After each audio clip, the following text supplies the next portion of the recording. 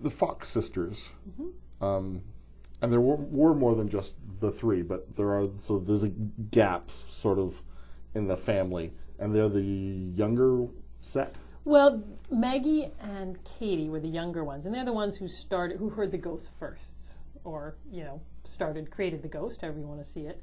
And then their much older sister Leah came, and she was very worldly, Leah, and probably sussed them out a little bit and took them in hand and took them to Rochester when it all went from there.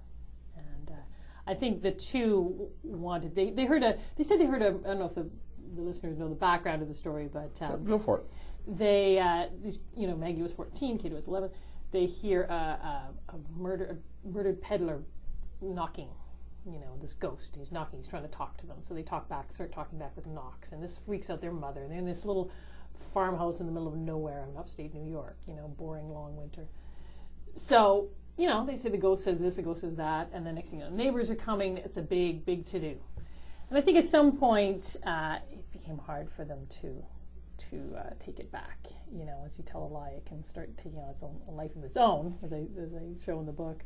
And then Leah came and saw some opportunities there, perhaps. There wasn't much opportunities for women in those days, and mediums were primarily women. And off they went to Rochester and sort of started this whole idea that you could communicate with the dead through a person. And that had been around to a certain extent, but not quite in this way. And it became a whole sort of movement. There's a lot of information in the historical record about the women and about what happened, but it's a surface, What was really going on is where the novelist can fill in the blanks, and then just some hard mysteries. Like when we open the story, there's a body being found in the cellar in 1904. This is like over 50 years after all the events have transpired. And they said a murdered peddler was buried in the cellar, but they dug it up. No, they didn't find anything. But then later on, they do. They find it in the walls of the cellar, much later after everyone's dead. And so the question that when I came across the story, was like, well, who is the guy in the cellar then? Did somebody put him there? Was he there from the beginning?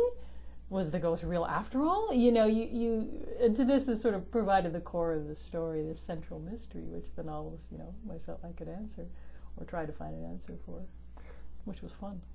You also have kind of a split thing. There's sort of at the end of Maggie's life. Mm-hmm. And she's being looked after by Mrs. Mellon. A sort of a mysterious kind of do-gooder who's there to ease her out of... Yeah, or something. Something's up with her, right? Yeah. And I hadn't realized that that there was an etiquette in those days, too. You had to die correctly. You did. Yeah, whole books about that. Yes, you had to... Iris Moriendi, I think I believe it was called. You had to... You have everyone around you. You had to say your last words. You have to be, at peace with your Redeemer and absolve your, and people would go further. They would compose their own funeral music and decide what, they should be dressed in, and it went on. Yeah, it was a sign. You did that well, and that was the good death. Right, was considered a part of your duty. So Mrs. Mellon is supposedly there to help her but she was not been invited. Not being invited, she just shows up. The only thing in the historical record about Mrs. Mellon was that she was the physician who attended her, Maggie Fox, in her last month or so, and that she was from the Medical Society of a nonprofit organization, charity organization, and that she found her in the garret, and that when she died, she heard, there was all these knockings and rappings that attended her death, as if the spirits had showed up again. To which I said, "What?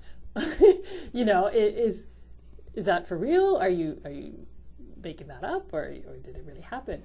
And again, it was sort of a question I wanted to answer, and then so there isn't really much. Everything about Mrs. Mellon I've made up. It's my fictional world. I mean, this is a novel. I've tried to. It was interesting writing about this because there is so much information about them. I really had to pick which events and which ups and downs to include, and to make a plotted story and not just a telling of events or showing of lives, right? Which of the characters, particularly the sisters, were you most drawn to? Maggie, I think, in the sense of I could relate to her the most, How so?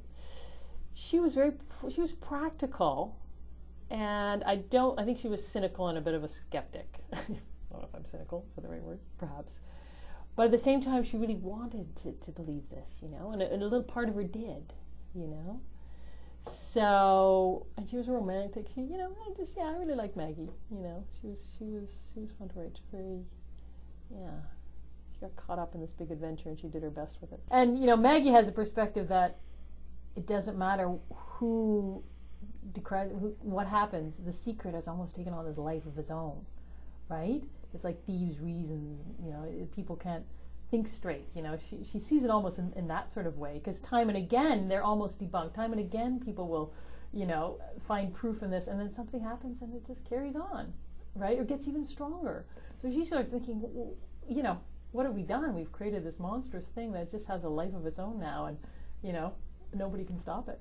The novel is The Dark. I've been speaking with the author Claire Mulligan, and The Dark, published by Doubleday Canada.